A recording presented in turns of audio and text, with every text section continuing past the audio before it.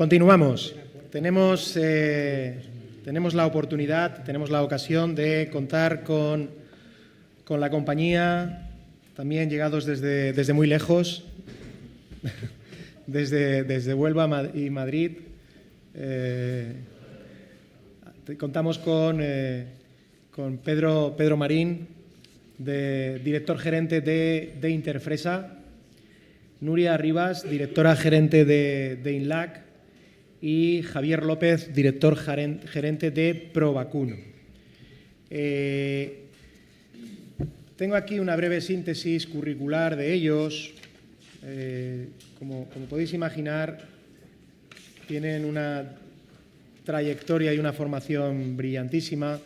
Pedro, a mi izquierda, es licenciado en Derecho por la Universidad de Sevilla y posgrado en Habilidades Directivas y Mercantiles por la Pompeu Fabra, perteneciente a una saga familiar histórica de agricultores de la provincia de Huelva.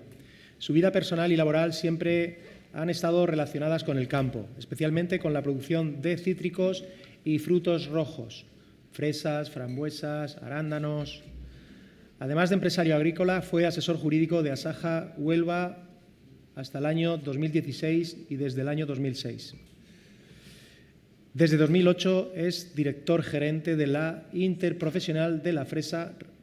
Para entendernos o para que nos entendáis, queridos y queridas alumnas, los responsables de la reputación de la fresa, tanto en España como fuera de nuestro país. Y es esta asociación interprofesional que defiende los intereses del sector desde Andalucía. Nuria Rivas es, desde abril de 2019, la directora gerente de la Organización Interprofesional Láctea, INLAC. Hemos visto aquí algún ejemplo que supongo que Nuria querrá comentar, porque parte de su actividad profesional está dedicada a resolver este tipo de ejemplos que hemos visto aquí sobre el mundo lácteo.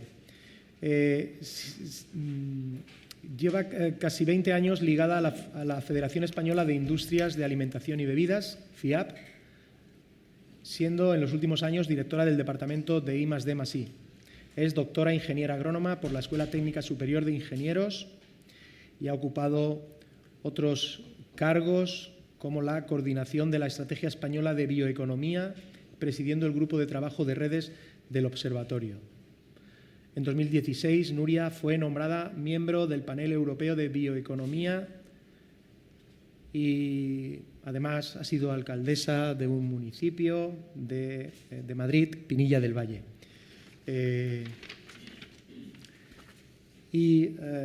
Junto a Nuria, a su izquierda, Francisco Javier López es ingeniero agrónomo, doctor ingeniero agrónomo por la Universidad Politécnica de Madrid.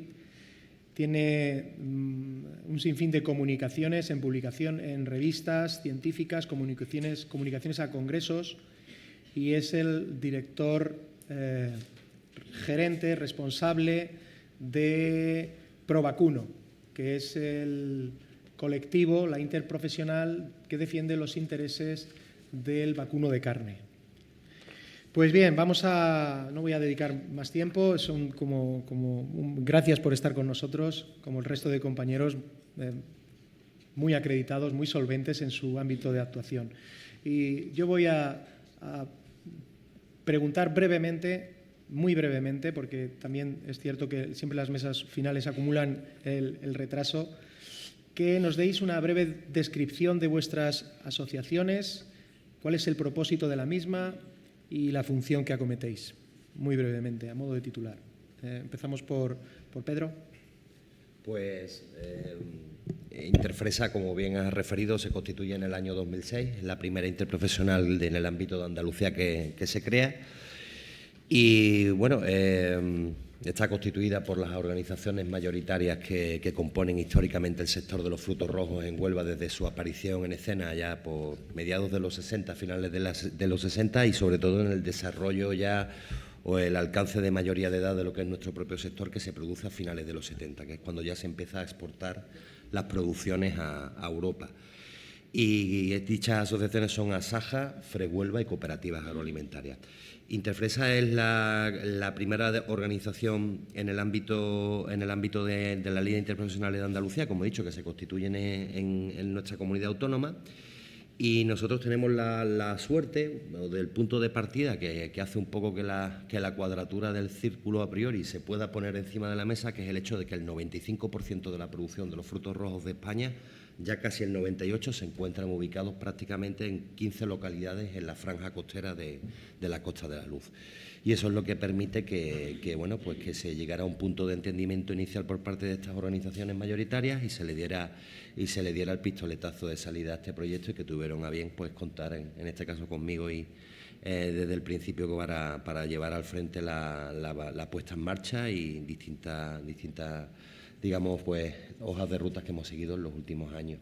Y bueno, prácticamente nuestro objetivo fundamental en los últimos años, pues nuestra principal motivo de existencia, pues la defensa de la reputación, imagen y defensa de lo que es el sector y posicionamiento estratégico del sector en los mercados y ante la opinión pública.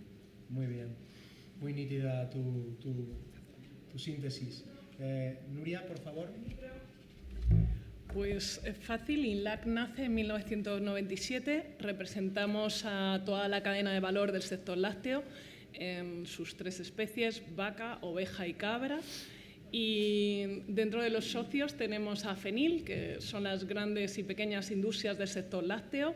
Tenemos a cooperativas y a las 3 organizaciones de productores, Asaja, COAC y UPA.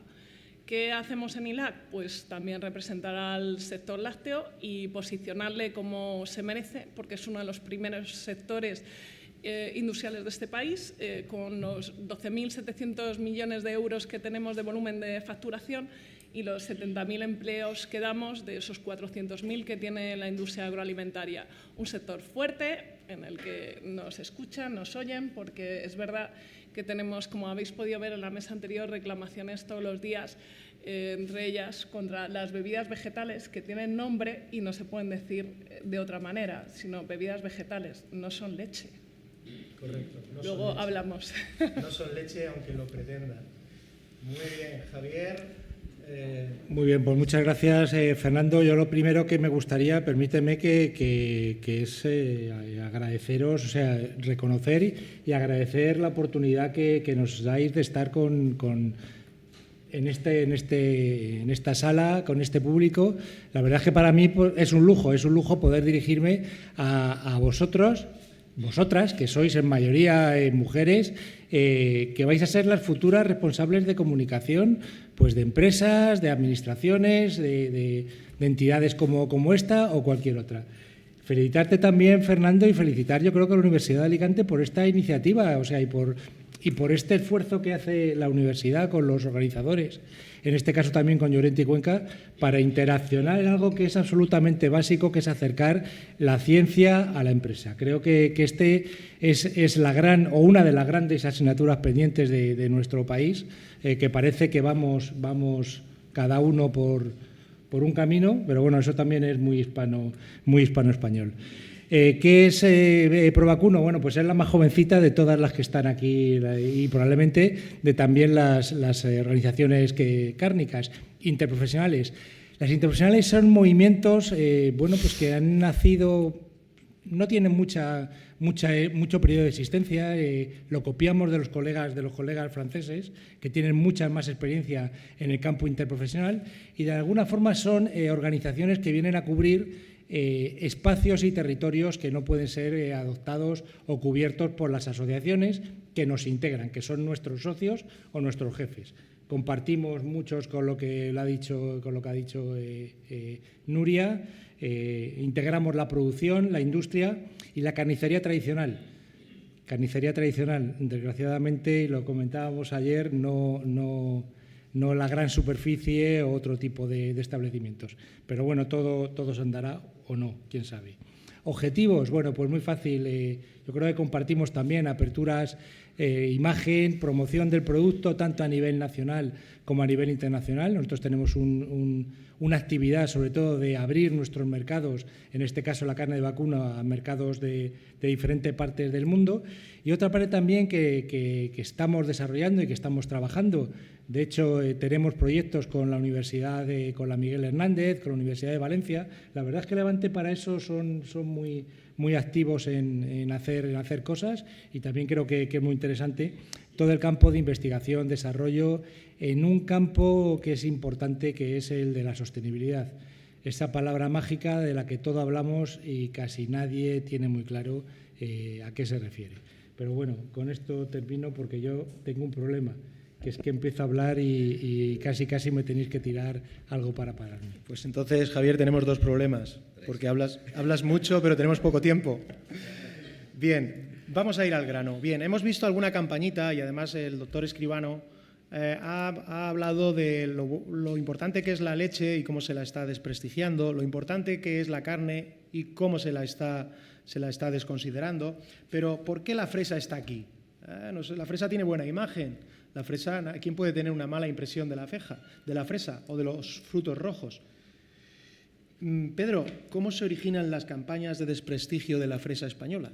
¿Qué os pasa? ¿Qué os sucede? ¿Por qué estáis aquí? Mira, nosotros estamos aquí porque desde que se inicia el sector, estamos hablando yo siempre pongo la mayoría de edad del sector a finales de los 70, que empieza a convertirse en una realidad. Nosotros nos convertimos desde el minuto 1 en el enemigo a batir, en el sentido de que entramos en producción. Muchos la mayoría de las que estáis aquí no lo sabréis porque no lo habréis visto en televisión, otros ya lo hemos visto, o lo vimos en su momento, pues cuando se tiraban los camiones en la frontera, cuando se pasaban los camiones. Estábamos fuera todavía de la Comunidad Económica Europea, antes del año 1986, y muchas veces abríamos el telediario, ¿no? Que llegábamos y nos tiraban los camiones, las producciones, los agricultores franceses, porque éramos competencia directa de los agricultores franceses y entrábamos con un producto de mayor calidad, y en un momento en el que ellos estaban en producción y, claro, pues terminaban perjudicándolos. Aquellos ataques que se vivían en aquella época, estamos hablando de los años 80, pues se han ido cambiando, han ido trocando en los últimos años, y sobre todo desde la llegada de en los últimos, digamos, 10, 12 años, donde empezaron las nuevas tecnologías a funcionar, pues ahí la viralidad en un momento dado de que cualquier tipo de argumento en contra de nuestro sector, dentro del dinamismo que nuestro propio sector tiene, porque es un sector que, bueno, no he entrado en cifras previamente ni he estado precisando nuestro sector en esos 15, 16 localidades que tiene, tanto en producción como en lo que es la comercialización, llega a dar pues en torno a los 160, 170.000 puestos de trabajo. Bueno, en el entorno de 160, 170.000 puestos de trabajo, en el entorno, porque ahí entramos dentro de la triada que tantas veces hablamos nosotros, ¿no? De lo que es el tema de las relaciones laborales, de lo que es el tema de la sostenibilidad medioambiental, y dentro de lo que es también el tema que guarda una relación mucho más cercana con todo lo que es el uso de los productos relacionados con la aplicación de fitosanitarios, con el tratamiento cultural de nuestros productos, pues entra en un abanico de posibilidades donde pues en momentos puntuales pues te puedes encontrar con mensajes, con noticias que al final no tienen un contenido, no tienen una base, sino que van directamente a atacarnos, porque probablemente detrás hay una finalidad. Luego, después del parón que vamos a hacer, habrá una intervención donde está Fernando Moraleda, Carlos Ruiz Mateo y Mireia Omanes, responsables de prensa de Interfresa, que ahí es donde van a entrar en la profundidad un poco de la síntesis que yo estoy haciendo ahora mismo de lo que puede suponer un ataque de estas características. Motivos, muchas veces crematísticos, muchas veces de intereses relacionados con las entradas en producción de terceros países, que no les interesa nuestra presencia. Y sobre todo, bueno, pues te encuentras también en ese clima en el que nos encontramos ahora también, donde, bueno, pues tenemos también ese colectivos medioambientalistas, la cercanía que tenemos al Parque Nacional de Doñana y una serie de elementos que, conjugados en esos aspectos, nos convierten muchas veces en el punto en el que muchos opinan, hablan, establecen criterios y demás. Simplemente por resaltar y terminar esta intervención en relación a la pregunta que me has hecho, bueno, pues nosotros en el 2018 tuvimos un ataque directo contra una empresa en concreto del sector, donde se hablaba de que había una serie de abusos laborales y tal, en relación con el trato, principalmente con el contingente que traemos de Marruecos. Nosotros nos centramos anualmente en torno a 16.000 personas que vienen contratadas en origen, que llevan muchísimos años repitiendo sus campañas. Y bueno, pues a raíz de aquella situación, el sector, por parte de Interfresa, que fuimos la locomotora que tiró del tren y de los vagones, pues se constituyó en el Plan de Responsabilidad Ético, Laboral y Social, por el cual se demostraba, mediante la creación de una serie a través de la consultoría de integración y demás, y un equipo de personas liderados por una gran persona de nuestro equipo, como es Borja Ferrera, pues que empezáramos a tener que darle la vuelta a esa teoría de la proactividad en lugar de la reactividad, porque nos dimos cuenta pues que se generó una escalada de noticias, una escalada de desinformaciones que atacaba directamente a la reputación del sector desde la base fundamental como es sus recursos humanos, como son las personas que lo componen.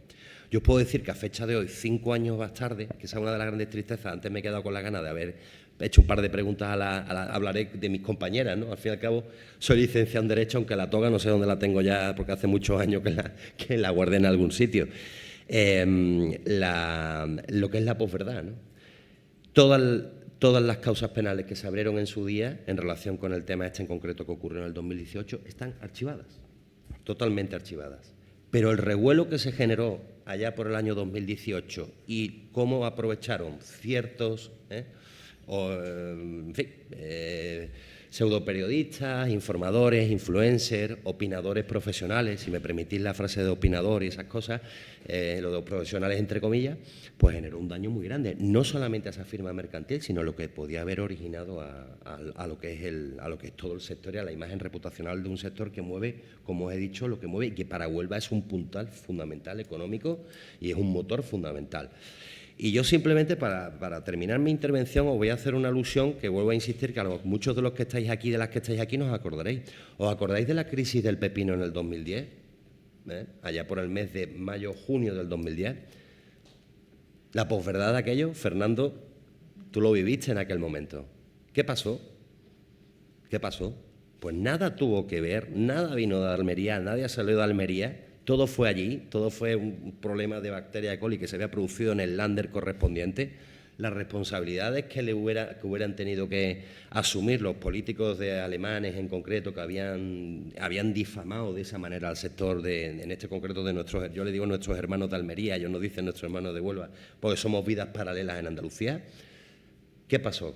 ¿Dónde quedó? ¿No? Entonces yo dejo esta alusión, que no es directamente en otro sector, pero haciendo un paralelismo efectivo de cómo en cualquier momento, por una serie de intereses crematísticos se puede producir una oleada coordinada, orquestada, que que puede terminar haciendo un daño enorme a un sector y evidentemente al sostenimiento económico del mismo, ¿no?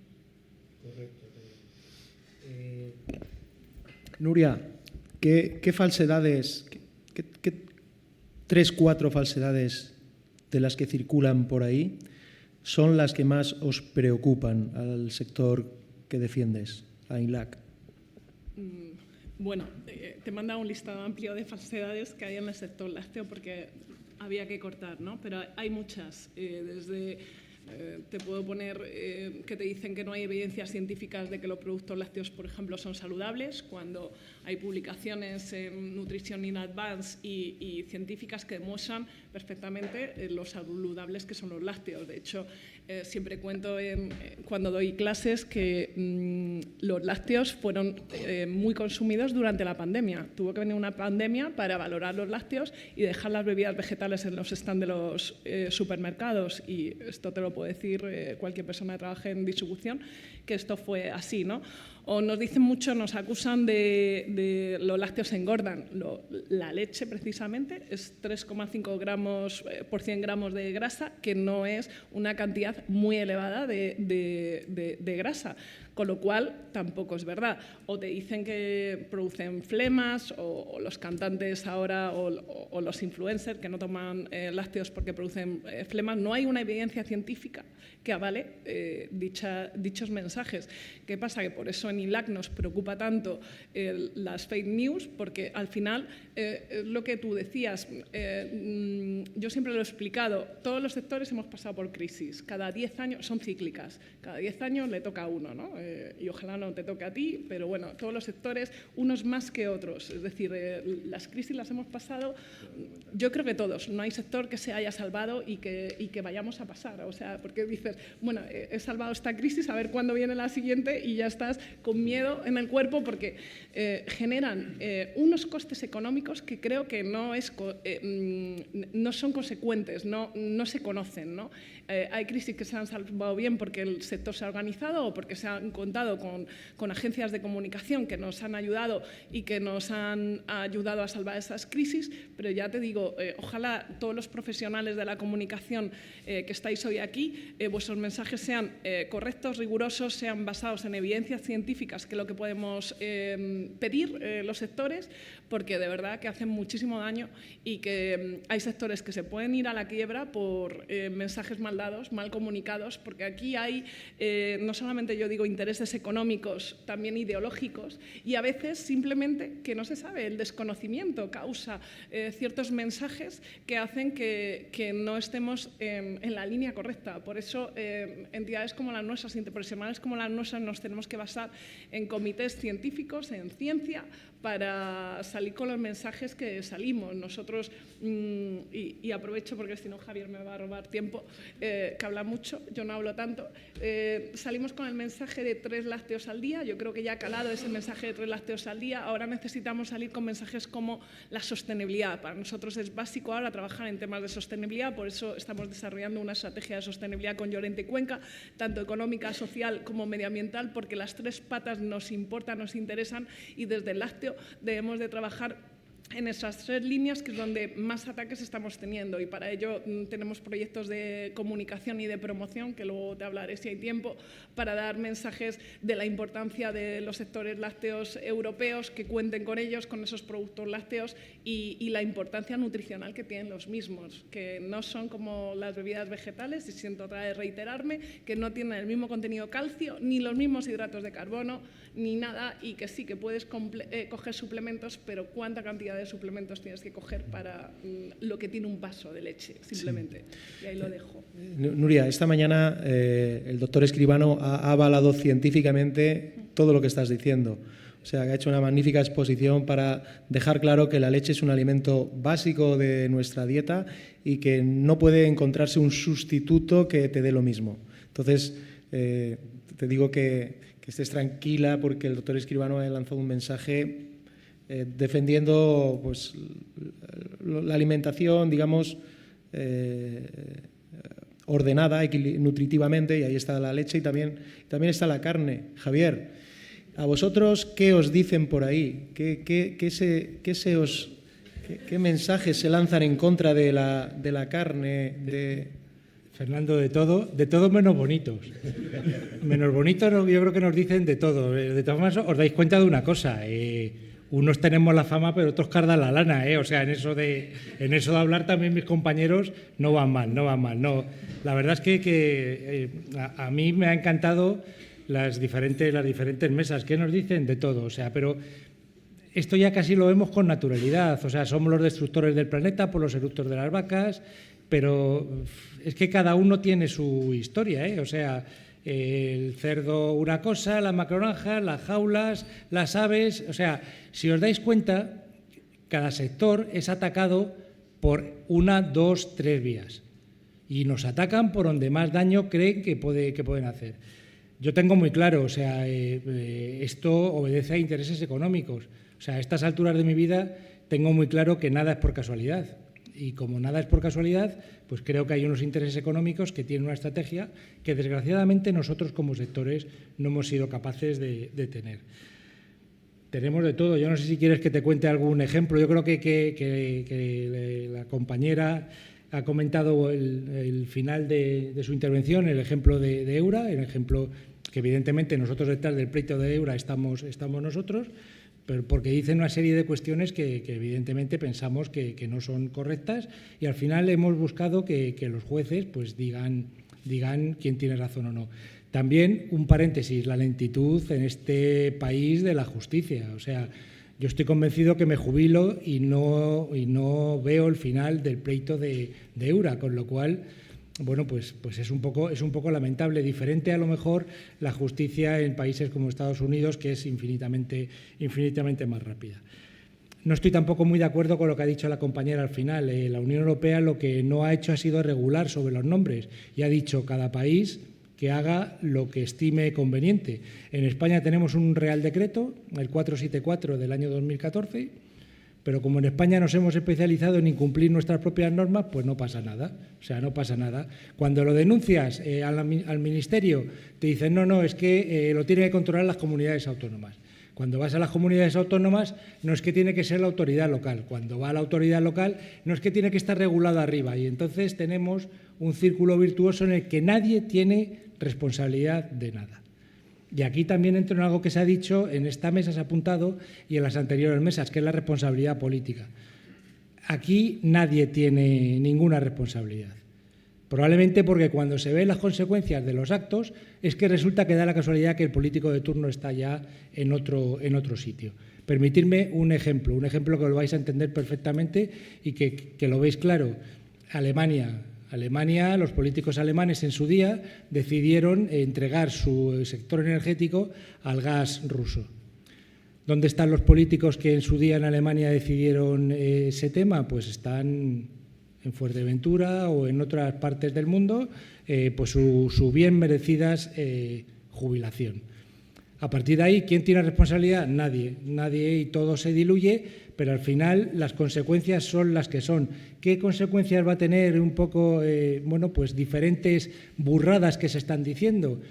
Por ejemplo, que en España, en los colegios, la recomendación desde la Administración sea entre 0 y 3 raciones de carne a la semana. Entre 0 y 3, o sea, 0. Cuando muchas veces para los niños en los colegios su única comida decente que hacen es la del colegio. Entonces, bueno, son reflexiones que yo creo que lanzo a este público, lanzo a todos los estudiantes que estéis trabajando en este tema. Huir, por favor, de la tiranía del clic. Huir de la tiranía del clic. O sea, el posicionamiento en el clic es el que hace que cuando ven las pantallas, en los telediarios aparezcan pues una serie de cuestiones. Formaros, informaros, contrastar. Eso es lo que será será al final que seáis rigurosos en vuestros análisis y en vuestro trabajo. Es absolutamente esencial. Por eso creo que jornadas como esta, jornadas en las que acerquemos nuestras realidades a la universidad, creo que son, para los sectores, absolutamente, Fernando, oro molido. Oro molido porque no tenemos muchas oportunidades de interaccionar con vosotros y explicaros cuáles son nuestras problemáticas. Muy bien, Javier. Luego te iré preguntando, te iré formulando una serie de afirmaciones que hemos visto en la prensa. Muchas de ellas me ha sorprendido que eran prensa acreditada, prensa de la que llamamos medios convencionales, que entiendo que son una fake y vas a poder decir sí o no. Creo que vamos a... una de las cuestiones que hemos hablado es que en los libros de texto aparece el lobo ibérico, diciendo que el lobo bueno no consume carne de aves o ternera. Esa no es su dieta. Un lobo come manzanas, come tomate, come lechugas y come zanahorias. Eso se ve en un cómic, en un libro infantil desplegado a doble página, dirigido a niños que tienen 6, 7 años. ¿Qué tienes que decir frente a esto?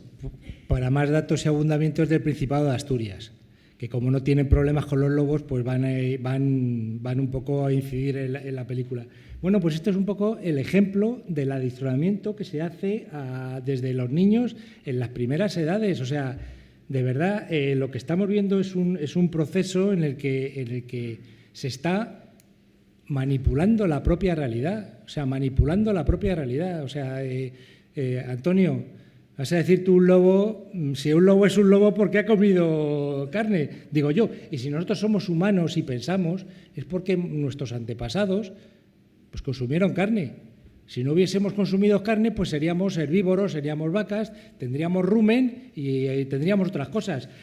Como ahora se quiere retorcer tanto el tema y decir, no comas carne que te vas a envenenar, vas a tener un cáncer colorectal según te tomas un chuletón, pues ahí está en ese juego. O sea, pero daros cuenta el proceso de adiestramiento que se está realizando. Bueno, vas a otros libros de texto, ya no en niños, en niños jóvenes, y te encuentras lo mismo. O sea, que la ganadería es el destructor del planeta, los gases de efecto invernadero, cuando la ganadería ha estado permanentemente en nuestra actividad. En fin, como estas hay 50.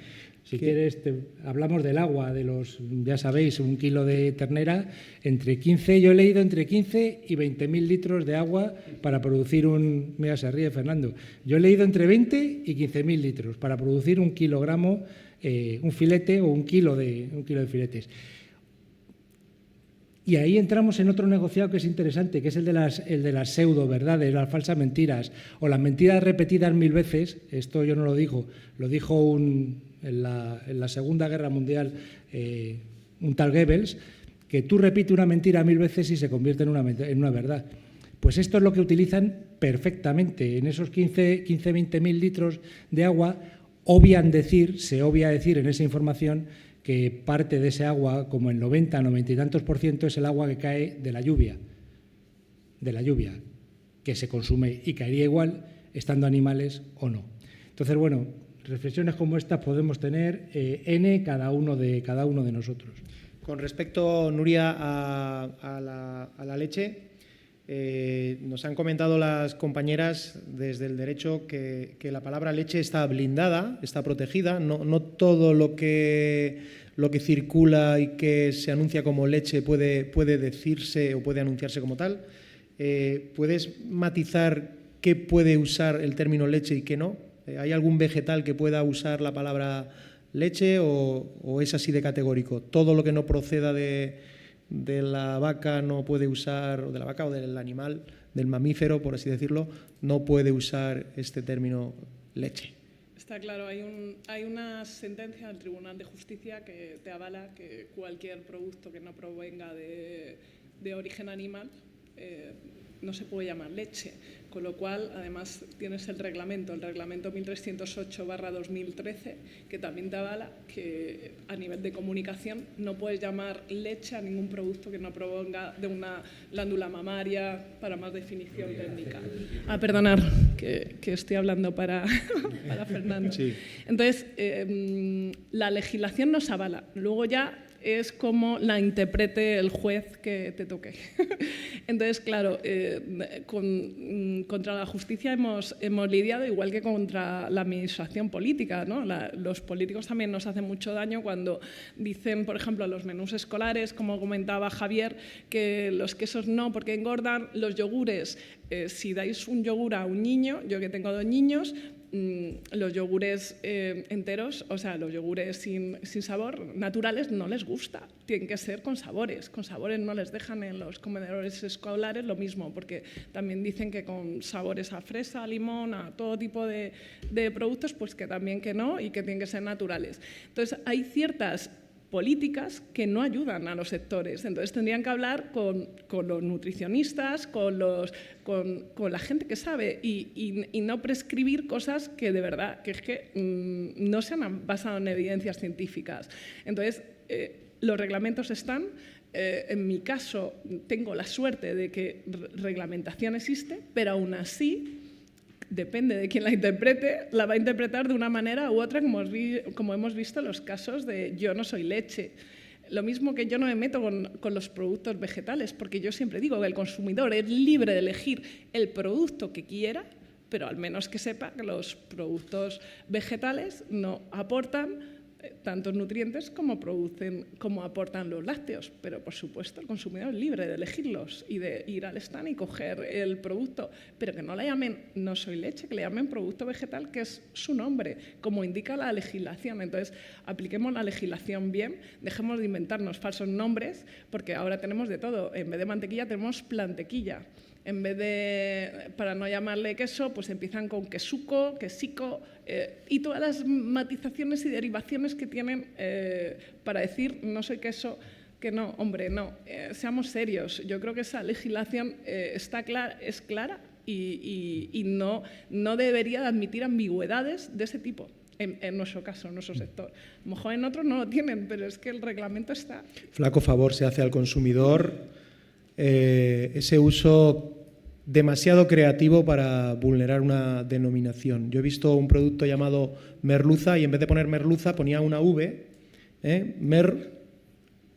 luza, para salvar la normativa, porque era un producto que era sucedáneo, no era merluza. Pero utilizan un falso nombre que remita, utilizan una U en vez de una V y entonces ya vulneran la normativa y engañan al consumidor pensando que está comiendo merluza y no está comiendo merluza. Entonces, ahí de nuevo hay que tener mucha cautela y apelar a la deontología del comunicador y del creativo, que no todo vale, no todo vale para confundir al consumidor. Pedro, de las campañas de desprestigio, esta tarde tenemos la ocasión de centrar, que creo que tiene mucho valor, dedicar un monográfico a Interfresa, donde Consultora, JIC y Interfresa abordan cómo resolver la última crisis de desprestigio orquestada desde algún lugar. Esta tarde profundizaremos más en la campaña concreta que se está haciendo en la actualidad. Pero anteriormente, todas las campañas de desprestigio que venís padeciendo, ¿ha afectado a vuestra reputación? ¿Tenéis alguna manera de constatar que ha afectado a vuestra reputación frente a terceros? ¿Os está generando un quebradero de recursos restaurar esa reputación que indebidamente ha sido vilipendiada? ¿Han afectado a las ventas? Y si ya me puedes contestar, ¿de dónde vienen esas campañas? Si no operadores concretos, algún lugar geográfico o algo para darnos una pista y que nuestros investigadores puedan seguir ahí, porque para eso está la universidad, para tomar los indicios, las señales débiles y investigar y tirar del hilo. Mira, Fernando, esta concretamente última, y no quiero entrar más en la materia porque además quiero que esta tarde estéis aquí a las 4, me parece que es va a ser interesantísimo, de verdad que además el tema este en concreto me suena a mí de algo, creo que algo me suena en concreto. Esta en concreto última fue en Alemania y a finales de mayo, primeros de junio, que coincide con el comienzo de las producciones alemanas propias. Es decir, eso lo dejo como pista y ahí no entro en más detalles. Es decir, ¿cómo y a través de qué? Pues a través de una organización ecologista que supuestamente pues dice que nosotros estamos terminando con... Nosotros tenemos nuestros 3 ataques, nuestros 3 talones de Aquiles históricos han sido o desertizamos, o envenenamos o acosamos laboralmente. Afortunadamente las 3 cosas no somos capaces de hacerlas al mismo tiempo, porque si vinieran los 3 frentes al mismo no aguantábamos. Pero eso más o menos el envenenamiento viene de cuando la época de que decían que utilizábamos bromuro de metilo, no sé cuánto, eso fueron hace unos 15 o 20 años, cuando de los primeros países que se acogieron al protocolo de Montreal, que establecía la no utilización del bromuro, no utilización, la disminución de los glifosatos, no sé cuánto, fue precisamente España y en concreto el sector de los frutos rojos. Por una sencilla razón, porque nosotros todo lo que vendemos está certificado a través de Global Spring. Bueno, tenemos nuestras cajas, yo digo muchas veces a nivel interno del sector, que parecen los militares rusos, tenemos más medallas, más certificaciones, porque eso es lo que nos permite, nos acredita la posibilidad de seguir comercializando, porque nuestros clientes, nuestros supermercados, las cadenas de supermercados nos exigen una serie de protocolos que nosotros cumplimos, porque si no podemos producir, pero no podemos vender. Entonces, ¿Dónde se han producido, en base a qué se han producido normalmente esas situaciones de ataque? En base a estos tres flancos. Y últimamente, y lo estábamos comentando hace un momento con Fernando y yo, y es lo que vemos que es la situación, un poco el contexto que nos vamos a encontrar, pues todo el tema relacionado con el medio ambiente y bueno, nuestra vinculación y nuestra proximidad a todo lo que es el Parque Nacional de Doñana. Nosotros nos encontramos, el Parque Nacional de Doñana continúa, existe y está. Yo invito a todos a que podáis ir a Huelva y lo conozcáis, porque gracias a que existía agricultura y ganadería se pudo mantener y continuar una realidad como es esta, que es una maravilla para todo el mundo, para al fin y al cabo es reserva de la biosfera, está declarado por la UNESCO y tal, pero porque afortunadamente había agricultura y ganadería. Si hubiera habido una industria pesada que hubieran puesto a principios del siglo XX o a mediados del siglo XX, la realidad que tenemos ahora mismo de Doñana en 2023 no existiría. Entonces, básicamente ahora mismo la situación, el punto en el que nos encontramos ahora mismo de vulnerabilidad por parte de nuestro sector guarda mucha relación, pues, sobre todo con el tema que guarda con el agua y con lo que guarda también la vinculación con lo que es Doñana. Y la situación en la que nos encontramos, la respuesta del sector, bueno, pues que precisamente por todas esas certificaciones en las que nos encontramos acogidas, dentro de ellas, como puede ser Spring, una de las certificaciones de calidad en la que tenemos todas las producciones pasadas y estamos auditadas, se cumplen los requisitos del cumplimiento en cuanto a materia de ahorro de agua, fitosanitario, etcétera, etcétera, etcétera. Pero lo comentábamos anoche y es la realidad. Yo creo que muchas veces los sectores, desde que comenzamos e iniciamos, yo me imagino que a vosotros ocurrirá lo mismo, pues nos hemos centrado en intentar producir, en intentar ser viables, en intentar vender, pero no en centrarnos en la proactividad reputacional de ir vendiendo permanentemente lo bien que lo hacemos. ¿Por qué? Porque nos hemos estado ocupando y preocupando, también es lógico, en producir, intentar ser viables, intentar vender, etcétera, etcétera. Es decir, no, digamos eso de dime de qué presumes y te diré de qué careces. Hemos sido lo suficientemente humildes durante décadas para no trasladar a la realidad la situación lo que representan nuestros sectores y la importancia económica que tienen en las zonas en las que producimos. Y ha llegado el momento en el que hay que ser proactivo. Ya ha llegado el momento en el que pues, estamos en una realidad ahora mismo donde un señor publica algo, lo comparten 100.000 personas y la reputación que te ha costado décadas en conseguir te la pueden tirar por el suelo en menos de una hora. Ya ha llegado el momento de tener que ir sembrando previamente para poder ir cosechando a futuro. No solamente en materia reputacional, que desde el punto de vista de lo que hacemos, aludía antes al plan de responsabilidad, aludía a la sostenibilidad en cuanto a recursos hídricos, somos pioneros en la utilización del agua y tal, sino también pues en todo lo que guarda relación por la amenaza que ya vosotros estáis sufriendo. Nosotros, afortunadamente, de momento por ahí, porque cuando decía antes Fernando cuando iniciaba, no, porque la Fresa, bueno, el doctor Escribano, que también colabora y trabaja con la interprofesional, con Interfresa, con nosotros, tú le dices los Cristiano Ronaldo, ¿no? Algunas veces lo has aludido en términos de paralelismo futbolístico, como son los frutos rojos. Pero bueno, en cualquier momento empezamos ahora, como os está ocurriendo, que esa línea no la hemos padecido nosotros afortunadamente, pero que en cualquier momento os puede ocurrir como está pasando a vosotros con los lácteos o con la producción de vacunas y demás, que empecemos con una corriente que diga pues lo que sea, no sé. No voy a decir nada, a ver si encima, ¿verdad, Carlos? A ver si ya después me voy a arrepentir. No, pero que puede ocurrir en cualquier momento, una situación en la que nos encontramos. Pedro, yo creo que efectivamente el sector primario es un sector que se ve como vulnerable. Sois objeto sois carne de cañón, por así decirlo. ¿Por qué? Porque sois un sector que representa lo genuino, lo auténtico, lo verdaderamente esencial, y ahí el mundo tecnológico y los intereses que lo defienden, pues ha visto como un espacio al que atacar, ¿no? Yo creo que gran parte de esa vulnerabilidad del sector primario viene por esa actitud normalmente reactiva frente a la comunicación, la gestión reputacional, y menos mal que ahora vosotros representáis la importancia de combatir aquello que haga daño a la imagen y a la reputación, ¿eh? La comunicación es una herramienta clave. En ese sentido, hablando de los intereses de lo artificial, de lo tecnológico, en meter el bocado a vuestro sector, Bill Gates dijo, hablando de la carne, dijo que los países ricos deberían pasar a la carne de vacuno 100% sintética. Bill Gates, uno de los personajes más influyentes de este mundo, hace un alegato a favor de la carne sintética. Bill Gates es inversor de varias empresas de base tecnológica que trabajan para hacer carne artificial. Es decir, que él, en cierto modo, es juez y parte e interesado de que se consuma carne de vacuno, que no es carne entonces ya, ni es de vacuno, sintética, artificial o recreada o sucedánea, o, en fin. ¿Qué te parece esta sandez de Bill Gates? No, de sandez nada. De sandez nada. O sea, vamos a ver, esto es muy fácil. Si queréis saber algo, seguir el rastro del dinero, ¿eh? Seguir el rastro del dinero. Y el rastro del dinero inevitablemente te lleva a una serie de sitios. Dos apuntes. Empecemos a hablar las cosas por su nombre.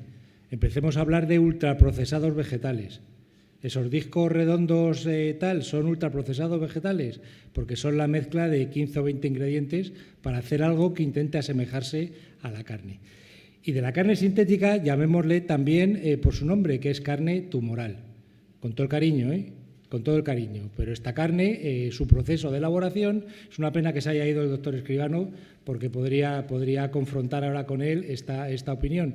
Replica lo que es el desarrollo de un tumor. Por lo tanto, empecemos a llamar las cosas por su nombre, ultraprocesados vegetales y carne tumoral.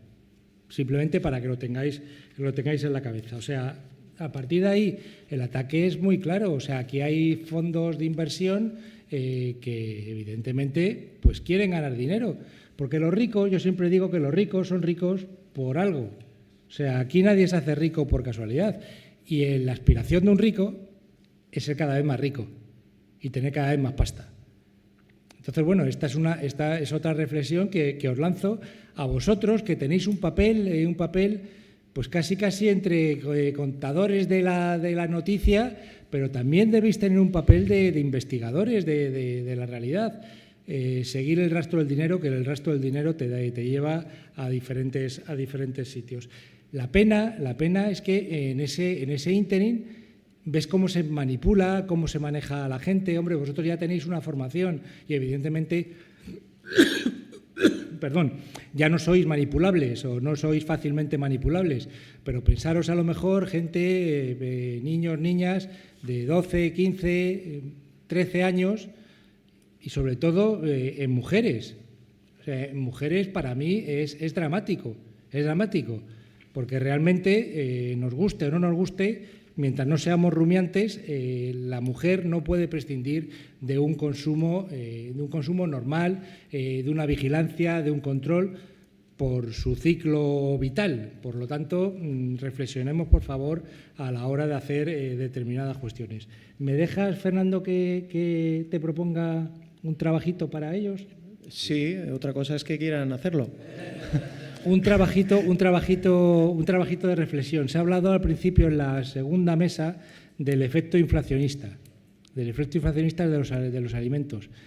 Proponles un trabajito en el que analicen el porqué, que escarben un poquito el porqué, cuáles son las consecuencias, que las consecuencias las tenemos muy claras, el precio, lo hemos hablado, pero intentar analizar las causas. Las causas de la inflación. Las causas en el sector agroalimentario, las consecuencias las tenemos muy claras. Intentar analizar un poquito las causas, arañar un poquito. Nos la apuntamos, Javier. Arañar un poquito. Me vais a odiar, pero es interesante que penséis en ello. Yo creo que el objetivo por lo menos de esta mesa, o por lo menos de mi participación aquí, es intentar, daros ideas y sobre todo intentaros ayudar a pensar, a reflexionar acerca de un sector complejo que es el agroalimentario. Pero fijaros también una cosa y la oportunidad de trabajo para vosotros. Acordaros de lo que decía Antonio al final de su presentación. Comunicación, comunicación y comunicación. En sectores en los que la comunicación y en empresas en las que la comunicación, ahora un poquito más, pero hasta ahora la han obviado, por no decir que la han despreciado, la comunicación, que la han despreciado. ¿Por qué? Porque, como bien decía el amigo Pedro, pues el sector se dedicaba a producir y esto de comunicar, pues como el valor en la mili lo daban por hecho, por supuesto. Comunicación, comunicación y comunicación. Y ahí se os abre un campo de trabajo absolutamente bárbaro, porque hay un hueco, un nicho que está vacío. Sí. Y solamente pensar lo que hay detrás de quien tenemos enfrente. ¿Me he explicado con claridad? Javier y Nuria y Pedro, la última pregunta, porque vamos, como sabéis. Sí, yo también. ¿los INLAC y los Provacuno y los Interfresa de otros países tienen la misma problemática o es algo que solo lo veis especialmente en España? Nuria. Los INLAC. Yo empiezo. La INLAC, la SINLAC.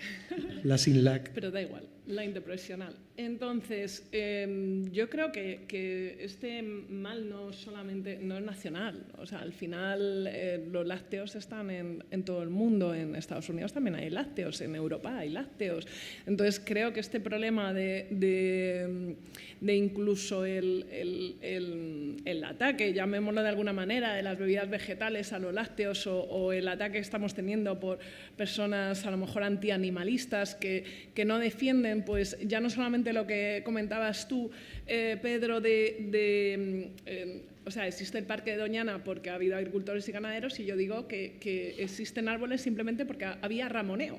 Porque no sé si conocéis, como buenos comunicadores, lo que era el ramoneo. Antes las ovejas tenían permiso de podar los árboles y ese permiso se le ha denegado políticamente, cosa que no entiendo, porque ahora, o sea, el trabajo del ganado en la prevención de incendios, mi marido es bombero y por eso hablo mucho de eso, el trabajo en la prevención de incendios es vital del ganado. Entonces, no sé por qué me he ido por aquí, pero tenía que decirlo, porque antes había escuchado a Pedro y quería intervenir. Veo básico ese trabajo del ganado.